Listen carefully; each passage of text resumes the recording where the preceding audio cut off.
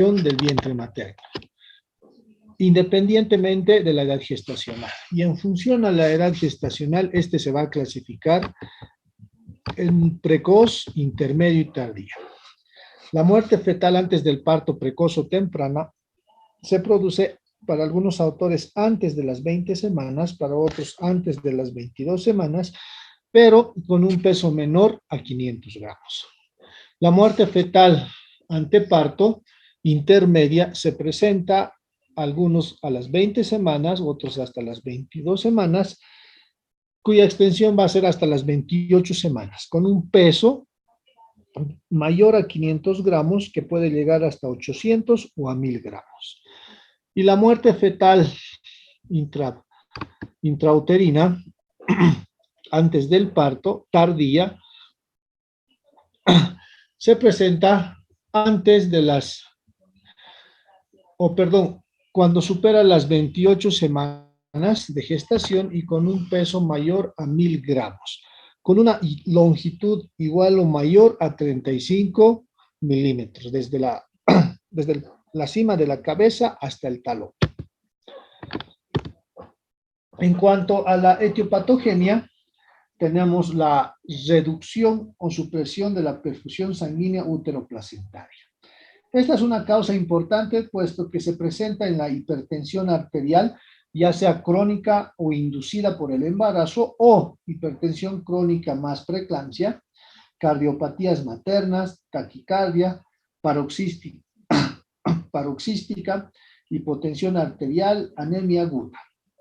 En cuanto a la reducción o supresión del aporte de oxígeno, estas van a implicar alteraciones de los anexos, es así que vamos a tener alteraciones en las membranas del sincicio trofoblasto, infartos y calcificaciones placentarios, hematomas retroplacentarios y también placenta previa. En cuanto concierne al cordón umbilical, vamos a tener circulares de cordón apretadas, nudos verdaderos de cordón umbilical, torsión exagerada sobre su propio eje del cordón umbilical, prosidencias de cordón umbilical o prolapsos del cordón umbilical. A esto se asocia la enfermedad conocida como eritroblastosis fetal por isoinmunización EDH, además de la anemia materna crónica y grave. En cuanto al aporte calórico insuficiente, las causas contribuyentes de la muerte fetal intraútero son la desnutrición materna grave y la presencia de enfermedades catequizantes como la tuberculosis, el SIDA y también el cáncer avanzado. En cuanto al desequilibrio del metabolismo de los glúcidos, tenemos diabetes materna grave y diabetes materna descompensada. En cuanto a los procesos infecciosos, vamos a tener la hipertermia, las toxinas producidas por las bacterias, las parasitosis, así como también las virosis graves. Las intoxicaciones implican ingesta de mercurio, plomo, benzol, DDT. Los traumatismos que implican óbito fetal, estos pueden ser directos o indirectos, aunque causando mayor efecto sobre la causa de muerte fetal intraútero, tenemos los traumatismos directos. Dentro de las malformaciones congénitas, tenemos aquellas que conciernen que son incompatibles con el crecimiento y el desarrollo fetal, como las alteraciones cardiovasculares y las alteraciones del sistema nervioso central. En cuanto a las alteraciones de la hemodinamia fetal, tenemos esta como el síndrome de transfusor feto-fetal que hemos visto en embarazo gemelar y es muy frecuente encontrarlo en los gemelos univitelinos. Las causas desconocidas. Estas se presentan como su nombre indica, sin una causa aparente. De repente estamos controlando al producto, por decirles hoy, regresa mañana al monitoreo y está obitado.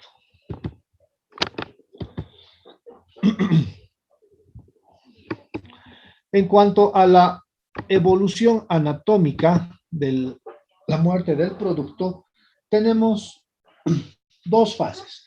La fase de disolución o licuefacción, la fase de momificación y la fase de maceración. La fase de licuefacción se presenta cuando la muerte del producto se ha producido a las 8 semanas del embarazo. Y aquí el producto, por su alto contenido en agua, se disuelve en el líquido seroso del celoma extraembrionario y pasa como un aborto diferido. En la fase de momificación, aquí la muerte del producto se produce entre la 9ª y la semana 22 del desarrollo.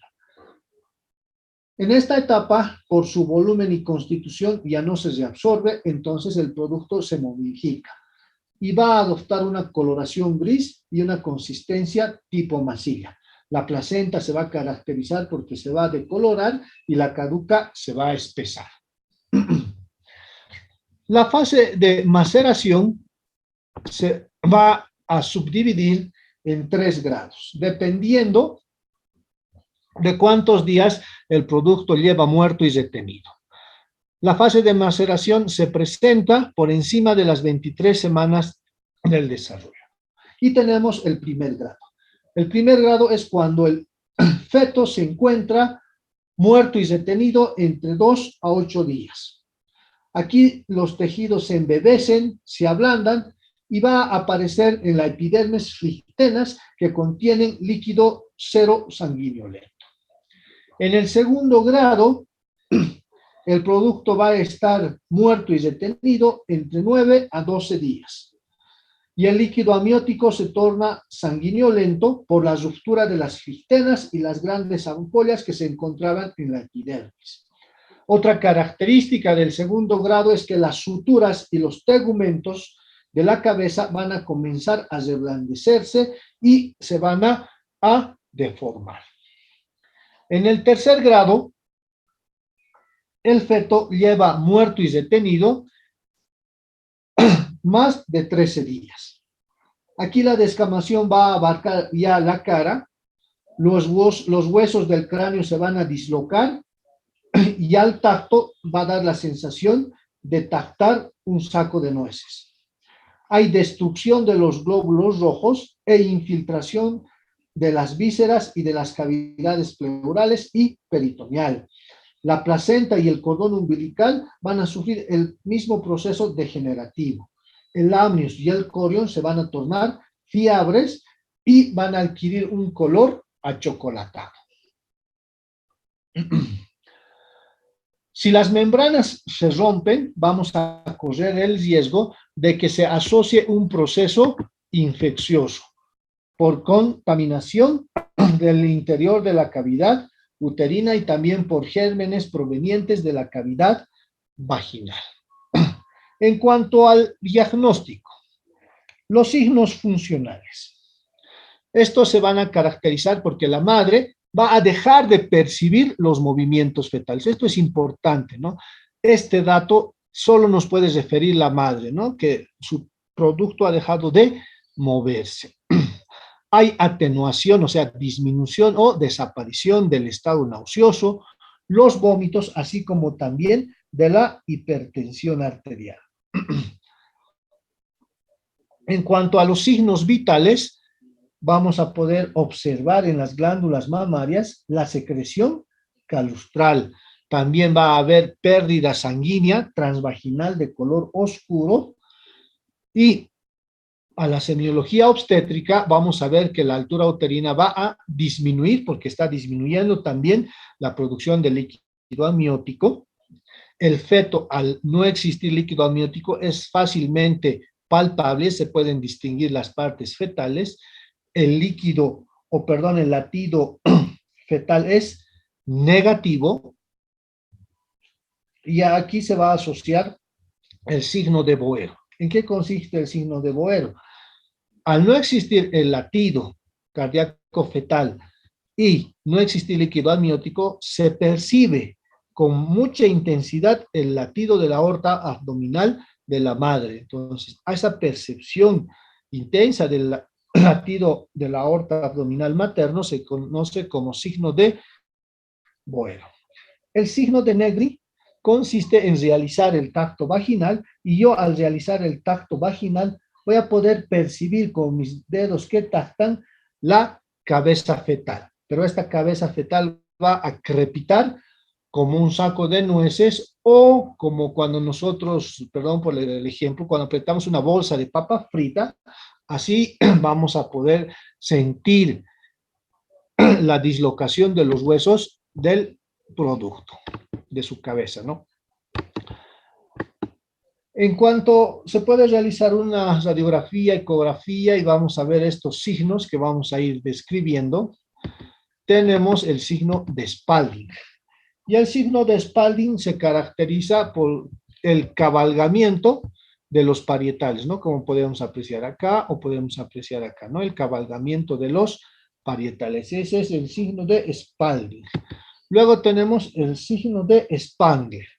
Este es el aplanamiento, como podemos apreciar acá, de la bóveda craneana, ¿no? Acá igual vemos el aplanamiento de la bóveda craneana. Luego tenemos el signo de Horner, que se caracteriza por la asimetría del cráneo, ¿no? Por la dislocación de los huesos de la bóveda craneana. Y tenemos el signo de Robert, que se caracteriza por la presencia de gas en el feto, específicamente en las vísceras y en los grandes vasos. El signo de Brakeman, que consiste en la caída del maxilar inferior. El signo de Taller, que consiste en la deformación de la columna vertebral, y esta se produce por el reblandecimiento de los ligamentos que sostienen la columna vertebral, especialmente los ligamentos espinales. Y el signo de Damel, que se caracteriza por la aparición de un halo pericraneal translúcido, más o menos semejando a un angelito. Han visto una cabeza de un angelito con un halo alrededor de su cabeza. Así aparece en la radiografía o en la ecografía el signo de Damel. Luego vamos a tener algunos signos específicos que debemos realizar una vez expulsado el producto, ya sea a través del parto o a través de la realización de una cesárea. ¿Qué vamos a ver en la epidermis? En la epidermis vamos a observar un proceso de epidermiolisis, que es el primer signo que aparece, y este aparece aproximadamente 6 horas después de la muerte fetal. Luego va a aparecer despegamiento de estas flictenas, que aproximadamente tienen una longitud de 1 centímetro. Y van a caracterizarse por tener un color pardo en el cordón.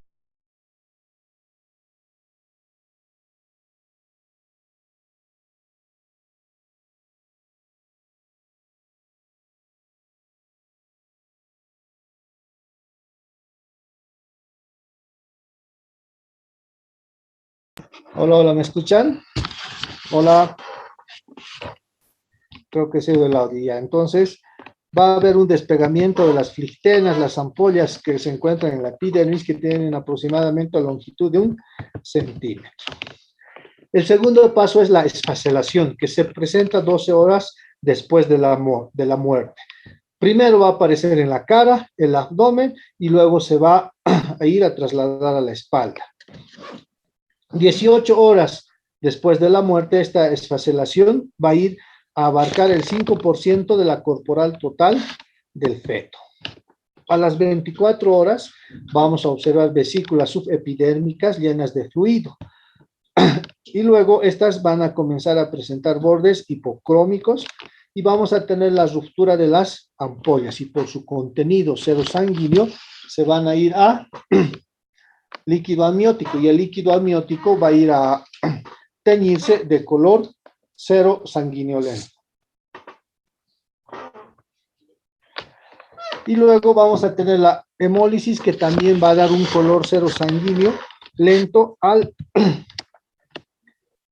líquido amniótico. 5 días post-mortem vamos a ver que en el encéfalo todas las suturas se van a dislocar por el envejecimiento y el reblandecimiento de los tejidos, y por eso vamos a tener al tacto la crepitación de los huesos del cráneo, y vamos a poder tener el signo de Negri, que les decía, ¿no? Se siente como si estuviéramos apretando una bolsa de papa frita. 7 días post-mortem hay laxitud de todos los tejidos, las articulaciones pueden moverse en todas las direcciones, puesto que las cavidades y los ligamentos articulares han perdido su tonicidad. 2 semanas post-mortem va a haber deshidratación. Otro signo importante y un examen complementario es la ecografía. ¿Qué puedo detectar en la ecografía? El latido cardíaco fetal negativo, ¿no? Yo enfoco las 4 cámaras cardíacas y no detecto el latido cardíaco fetal. Y en el Doppler igual, no voy a detectar. Otro signo importante es la ausencia de movimientos fetales. El producto siempre está realizando movimientos, ¿no? De flexoextensión o cambios de posición. En el examen de sangre, en la hormonología, va a haber una disminución paulatina de los estrógenos, la progesterona, la somatomamotropina, todos estos producidos en la placenta. Entonces, la placenta va a dejar de producir estas hormonas. La fracción beta de la hormona gonadotropina coriónica humana va a ir disminuyendo paulatinamente, aunque 12 días después de concluido el aborto o la cesárea o el parto va a darnos positivo. El líquido amniótico. Podemos realizar una amnioscopía transvaginal, transcervical, y podemos observar que este adopta un color sanguinolento. Y esto es consecuencia ya sea de un desprendimiento o la ruptura de las pectenas del feto. Y vamos a poder apreciar, si vemos acá, la piel azulada del feto. Si la muerte es reciente, vamos a tener meconio, que es signo de sufrimiento fetal. O puede ser un desprendimiento prematuro de placenta reciente o a consecuencia de una hipertensión inducida por el embarazo o un golpe directo.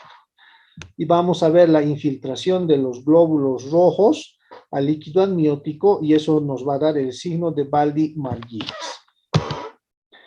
Complicaciones, hemorragia. ¿Por qué se va a presentar la hemorragia? Porque va a existir el paso de la tromboplastina de la placenta hacia la circulación materna, y esta tromboplastina va a ir a consumir los factores de coagulación y las plaquetas, provocándonos una coagulopatía por consumo. ¿Cuándo se presenta esto? Después de 20 días que el producto está muerto y retenido en el vientre materno, pero si la muerte se produce por una incompatibilidad de RH, o sea, la enfermedad de isoinmunización, se va a adelantar a los 7 días. El proceso infeccioso por la degeneración de los tejidos del producto y sus anexos, y puede asociarse a la ruptura prematura de membranas. Y trastornos psicológicos, sobre todo impulsos de culpabilidad hacia la madre, sobre todo. Tratamiento.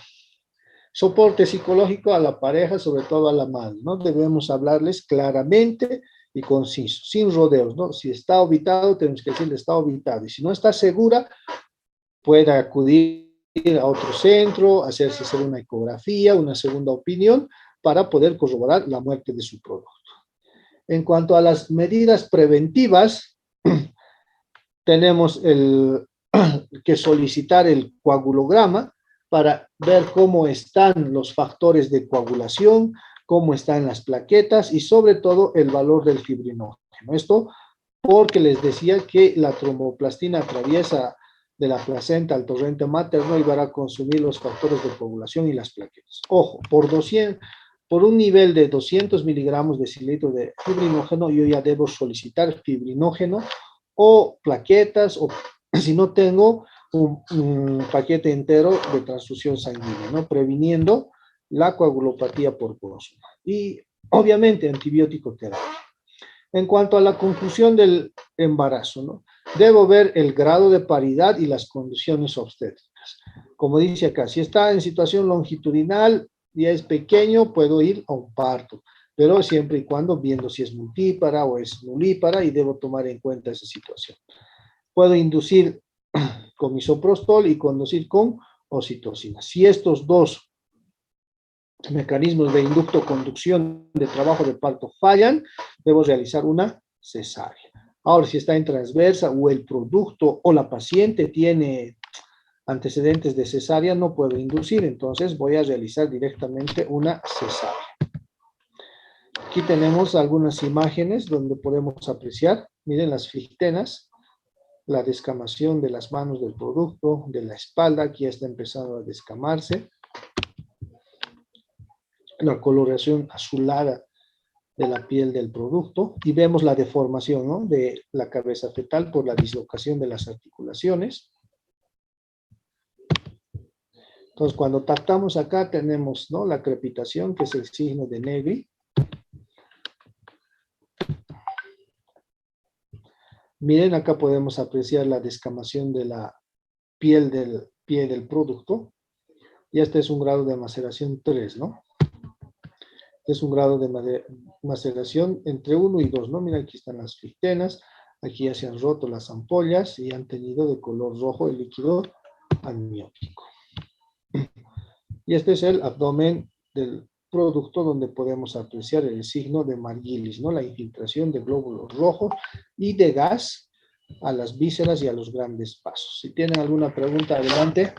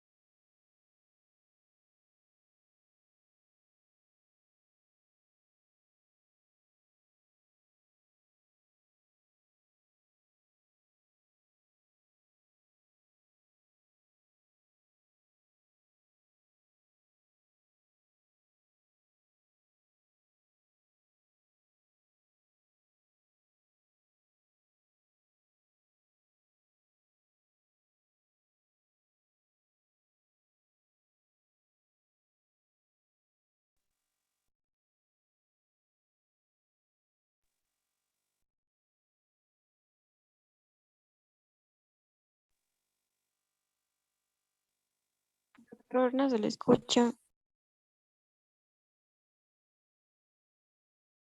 Hola, hola, ¿me escuchan? Hola.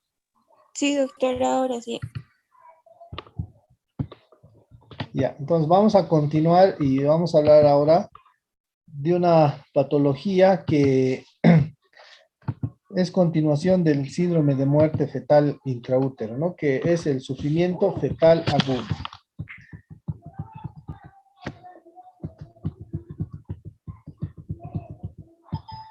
Ya, el sufrimiento fetal agudo se caracteriza también por denominarse riesgo de pérdida de bienestar fetal.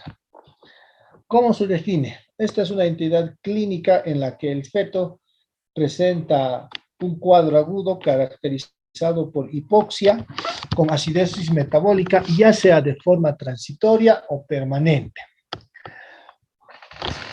Esto es importante. De su diagnóstico precoz y el tratamiento inmediato depende si es preciso la extracción por daños reversibles o irreversibles en las estructuras fetales, específicamente los tejidos del sistema nervioso central, que es muy sensible al desequilibrio ácido-base. Este puede ser indirecto. En cuanto al diagnóstico, este puede ser indirecto, puede ser directo. Indirecto, cuando nosotros, como algunos compañeros ya no estamos viendo, la monitorización electrónica fetal nos permite ya ver la reactividad del producto y calificar si este es reactivo o no es reactivo. La directa, esta nos permite realizar una punción aspiración de las venas del producto, específicamente la cabeza fetal, que se denomina prueba de Salim, para ver el desequilibrio ácido-base y hacer un diagnóstico de sufrimiento fetal agudo. Dentro de su clasificación, esta puede ser crónica o aguda. Crónica, ya hemos avanzado, implica el retardo de crecimiento intrauterino. Y la aguda, esta se presenta específicamente durante el trabajo de parto. ¿Cuál es su característica? Que va a disminuir el aporte de oxígeno. Y su consecuencia más frecuente es la distocia de contracción. Quiere decir que vamos a tener una taquisistolia, o sea, va a haber mayor a 6 contracciones en 10 minutos que duran más de 60 segundos. Y a esto se asocia la hipertonía, que quiere decir no va a existir una fase de relajación que permita el adecuado aporte de oxígeno al producto después de la contracción. Bioquímicamente se define como la perturbación metabólica compleja debido a una disminución de los intercambios fetomaternos de evolución relativamente rápida, que lleva a una alteración de la hemostasis fetal y puede provocar alteraciones tisulares o la muerte del feto. Debemos definir algunos términos como hipoxia, que es la disminución de los niveles de oxígeno en los tejidos fetales, y la hipoxemia, que es la disminución de los niveles de oxígeno en la sangre fetal. Importante, ¿no? Hipoxia e hipoxemia.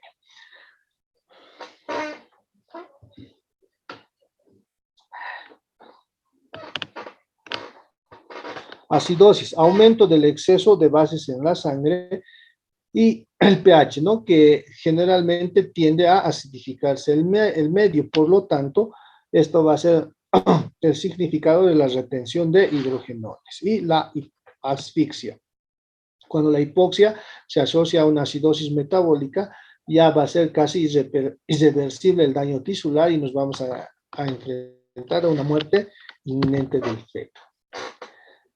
Es importante tratar la acidosis si tenemos una acidosis respiratoria, metabólica y mixta, ¿no? Ambas se caracterizan por un pH mayor a 7.20, una presión parcial de CO2 mayor a 60 milímetros de mercurio, y podemos ver que la relación entre los hidrogeniones, la concentración de oxígeno y el CO2 en algunas circunstancias parece normal. ¿Cuál es el de peor pronóstico? La respiratoria podemos disminuir y mejorar transitoriamente hasta interrumpir el embarazo con oxígeno. La mixta también puede, aunque no siempre responde de forma exitosa al oxígeno, pero la metabólica ya se va a caracterizar por una muerte inminente del feto. En cuanto a la fisiopatología, entonces, existe una reducción de los intercambios maternos. ¿Y qué producen en el feto? Aumento de la concentración parcial de CO2, esto va a ocasionar hipercapnia y acidosis gaseosa. Disminución del oxígeno, ¿qué va a producir este? Hipoxemia, glucólisis anaerobia y acidosis metabólica. Retención de hidrogeniones que va a producir acidosis metabólica. Y esto va a provocar hipoxemia. Y la hipoxemia, ¿qué va a producir? En primera instancia va a producir glucólisis anaerobia. A su vez, esta glucólisis anaerobia va a producir acidosis, alteración de las funciones enzimáticas, daño tisular irreversible y óbito. La glucólisis anaerobia va a provocar a su vez agotamiento de las reservas de glucógeno, falla miocárdica, daño tisular irreversible y óbito. Si bien pueden presentarse en primera instancia todas estas situaciones, puede ser que no se presenten y de forma súbita se pueda producir el óbito fetal, o sea, la muerte fetal intraútero. ¿Cuáles son los signos de compensación? Es la taquicardia y la bradicardia. O sea, lo primero que va a aparecer como un signo de alerta ante un sufrimiento fetal agudo va a ser la taquicardia. ¿Y por qué se produce la taquicardia? Por aumento constante del tono simpático, por acidosis y la hipoxia. Esta taquicardia se puede revertir en muchas situaciones con la administración de oxígeno y colocando a la paciente en decúbito lateral izquierdo para evitar el efecto Porphyrio. Luego vamos a tener la bradicardia también por un estímulo constante del tono vagal y va a disminuir la presión parcial de oxígeno. Acá nosotros ya debemos tomar una conducta definitiva que es la interrupción del embarazo, muchas veces sin tomar en cuenta la edad gestacional. ¿Cuál es el lugar donde se va a producir el sufrimiento fetal agudo? Bueno, dentro de la etiología y los factores desencadenantes del sufrimiento fetal agudo vamos a tener como primer punto, a este nivel, alteraciones que van a provocar la disminución del flujo sanguíneo uteroplacentario en cuanto a la calidad y a la cantidad. ¿Cuáles alteran la cantidad del flujo sanguíneo uteroplacentario?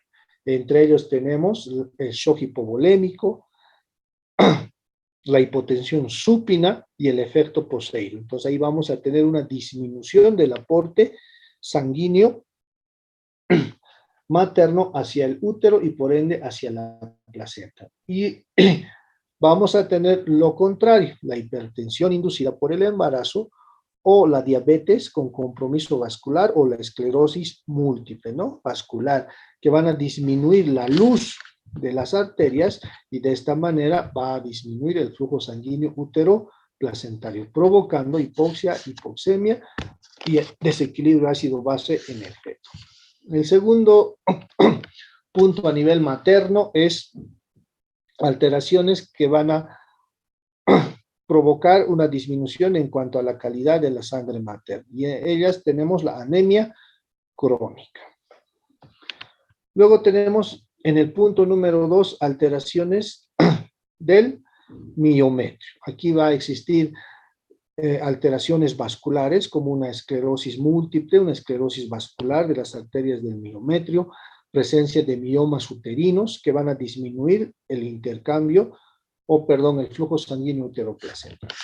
En el tercer punto vamos a tener enfermedades propias de la placenta, como calcificaciones, desprendimientos placentarios, infartos placentarios, placenta previa, y también a esto se va a asociar el acretismo placentario, así como también placentas subcenturiadas, placentas fenestradas, que también han sido objeto de nuestro estudio. En el punto 4 vamos a tener alteraciones del cordón umbilical, como torsiones ajustadas en el cuello, nudos verdaderos de cordón umbilical y compresiones del cordón umbilical, ¿no? Que van a van a interrumpir el normal flujo sanguíneo hacia el producto. Y por último, tenemos en el quinto lugar alteraciones propias del producto, sobre todo las malformaciones congénitas que se van a enfocar en trastornos del sistema nervioso central y trastornos cardiovasculares. Entonces aquí tenemos un resumen. Primer punto, hemos dicho alteraciones maternas que alteran la cantidad y la calidad del flujo sanguíneo uteroplacentario. Alteraciones del miometrio, como esclerosis múltiple o miomas uterinas. Alteraciones de la placenta, como desprendimientos, placentas previas, placentas subcenturiadas, fenestradas. Alteraciones del cordón umbilical, nudos verdaderos. Y también tenemos torsiones exageradas del cordón umbilical y alteraciones del feto, malformaciones en el sistema nervioso central y en el aparato cardiovascular. Cuanto a la signosintomatología, vamos a tener modificaciones de la frecuencia cardíaca fetal. Bradicardia, ¿no? Esta se presenta por depresión del automatismo cardíaco. ¿Por qué se deprime? Por la hipoxia, ¿no? Porque disminuye el flujo sanguíneo. Puede ser leve, moderada o severa. ¿Cuál es nuestro límite de nosotros? Para algunos autores 110, para otros autores 120. Acá nosotros ya debemos parar las orejas, administrar oxígeno, colocar a la paciente en el cúbito lateral izquierdo y ver la posibilidad de transferir para la realización necesaria de forma inmediata. Taquicardia, estimulación del simpático. Esta puede ser moderada o intensa. Cuando ya supero los 160, ya, ojo, ya debo pensar en interrumpir el embarazo Si tengo la oportunidad de realizar una monitorización electrónica fetal como lo que estamos viendo en la práctica, entonces, si hay una buena tolerancia a la hipoxia, puedo llevar a parto, pero si no existe esa buena tolerancia, debo llevar a una cesárea. Irregularidad en la frecuencia cardíaca fetal. Esto lo vamos a especificar con cada grupo en la práctica, en la monitorización, ¿no? Vamos a ver si existe o no variabilidad de la frecuencia cardíaca fetal. Lo normal es que exista, ¿no? Esta variabilidad tiene que ser entre 15 a 25, o perdón, entre 5 a 25.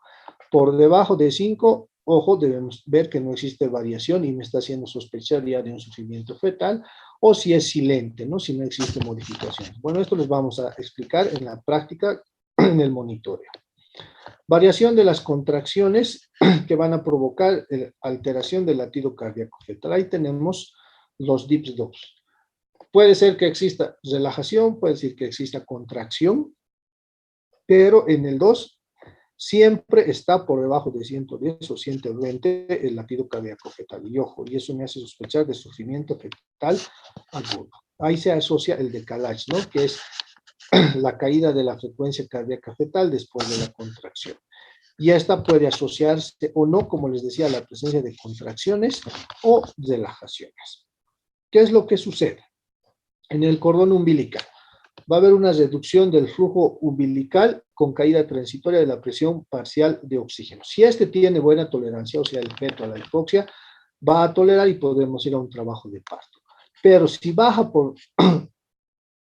a un nivel crítico, vamos a tener una estimulación del centro vagal, va a haber un bloqueo por secreción de la atropina y aquí vamos a tener un DIPS-2 igual a sufrimiento fetal agudo.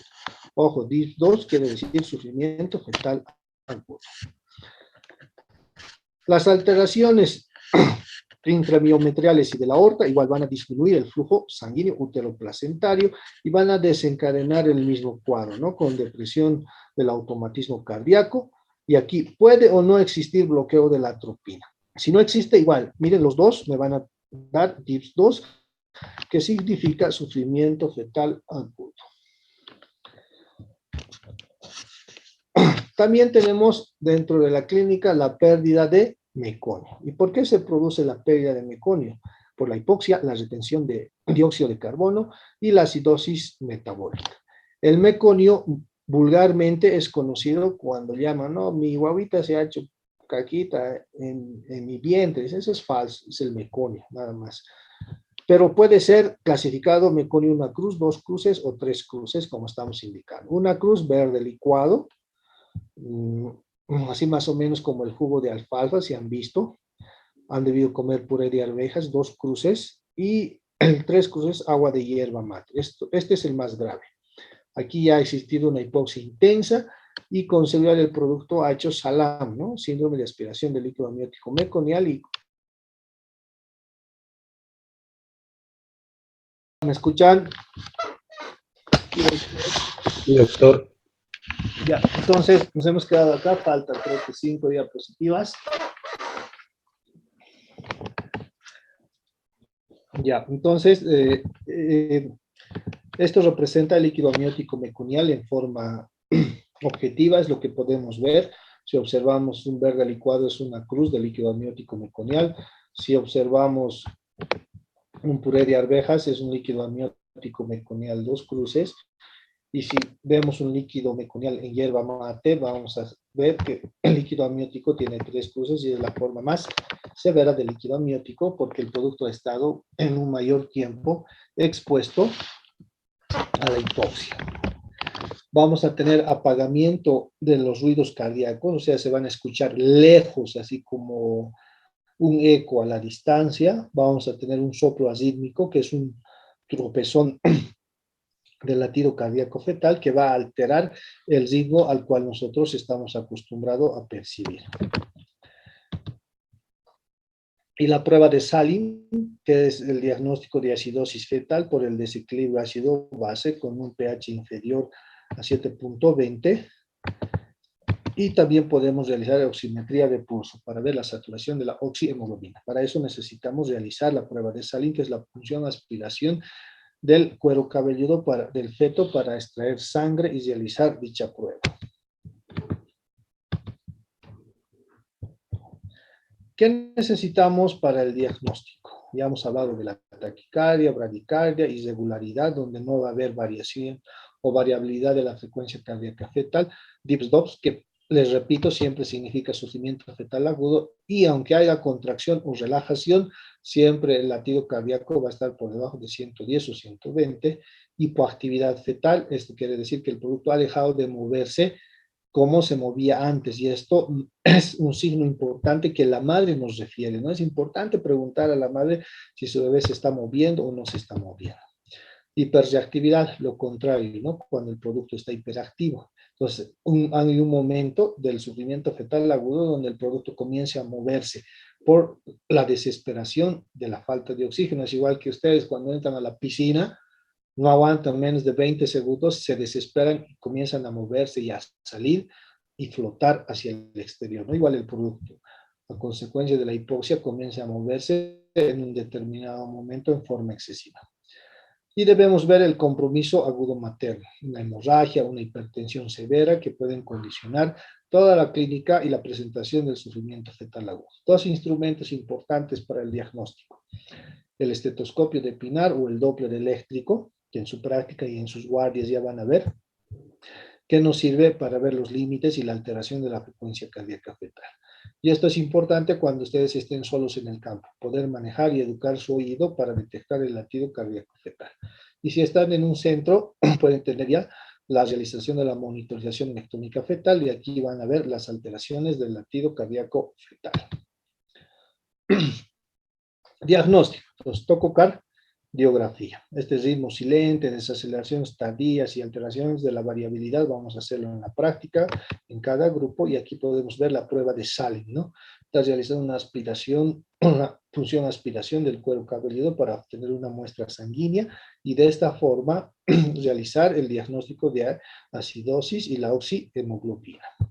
Si tengo tiempo, puedo realizar un ecodoppler, un perfil biofísico. Si no, directamente tococardiografía y prueba de salida. Aunque generalmente esto también lleva tiempo, más nos basamos en la tococardiografía para realizar el diagnóstico de sufrimiento fetal agudo. Laboratorio. Todo este es el laboratorio protocolizado para sufrimiento fetal agudo. Pero de acá puedo resumir. ¿Qué necesito? El homograma, hematocrito y hemoglobina. Por supuesto, grupo y factor. Del coagulograma necesito solamente tiempo de coagulación y tiempo de protrombina. Y las plaquetas, que duran más o menos 45 minutos en procesar, que es un tiempo considerado para realizar o esperar a la interrupción del embarazo, puede llegarme durante la intervención quirúrgica. Pero estos tres, les repito: el hemograma, hematocrito, hemoglobina, grupo y factor sí o sí, tiempo de coagulación y tiempo de protrombina, que no van a durar más de 12 minutos. Tratamiento: reanimación intraútero. ¿Qué consiste? En colocar a la paciente en decúbito lateral izquierdo para liberar, en este caso ahora, la aorta, ¿no? Y no sea comprimida por el útero, la cabeza fetal y el líquido amniótico. Entonces, garantizar un flujo sanguíneo uteroplacentario adecuado. Oxígeno húmedo, ojo, muchos autores dicen a 6 libras por minuto. ¿Por qué a 6 libras por minuto? Porque ese oxígeno tiene que distribuirse primero en la economía materna, segundo, en el útero, tercero, en la placenta, cuarto, cordón umbilical, y quinto, recién el producto. Betamiméticos, o sea, inhibidores de los receptores beta-1 adrenérgicos para provocar vasodilatación, aunque esto está en discusión. Maduración pulmonar, si está por debajo de las 34 semanas. E interrupción del embarazo. Parto de acuerdo al resultado de la monitorización, si existe o no una buena tolerancia a la hipoxia. Y si no existe, directamente cesárea. Si tienen alguna pregunta. Bueno, si no tienen ninguna pregunta, atentos a la lista. Álvarez. Presente, doctor. Apasa. Presente. Araca. Aramayo. Presente. Aramayo. Presente, doctor. Arando. Presente. Arcecalvo. Presente, doctor. Arcelaime. Presente, doctor. Argandoña. Presente, doctor. Arismendi. Presente, doctor. Tete. Presente, doctor. Avisa. Presente, doctor. Ballesteros. Presente, doctor. Basenechea Chirinos, Presente, doctor. Basenechea Mamani, Presente, doctor. Bedoya, Presente, doctor. Bejarano, Presente, doctor. Bellido, Presente, doctor. Bravo Lizarazu, Presente, doctor. Bravo Méndez, Presente, doctor. Bravo Yola, Presente, doctor. Cabezas, Presente, doctor. Cabrera, Presente, doctor. Cáceres, Presente, doctor. Camacho, Presente, doctor. Camargo, Camargo, presente, doctor. Campuzano, Presente, doctor. Canaviri, Presente. Canaza, Presente, doctor. Cárdenas, Presente, doctor. Carvajal Colque, Presente, doctor. Carvajal Lovera, Presente, doctor.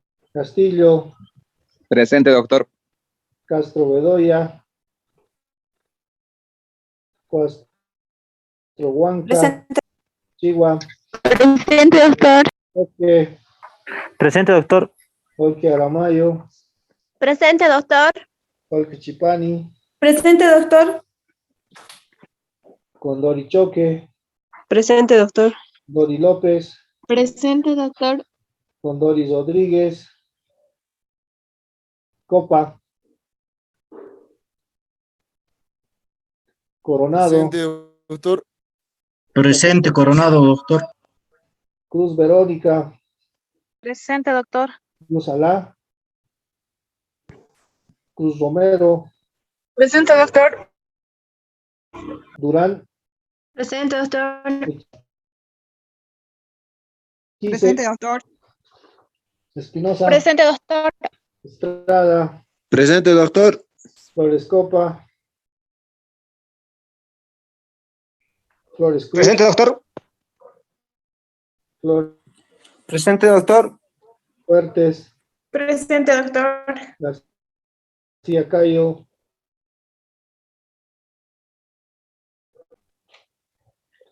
Aquí, García doctor. Rodríguez, Presente, doctor. Guevara, Hualpacondo, Hualpajanco, Limón, Presente, doctor. López, Presente, doctor. Mamanicaba, Presente, doctor. Manichoque, Presente, doctor. Mamanis Luis, Presente, doctor.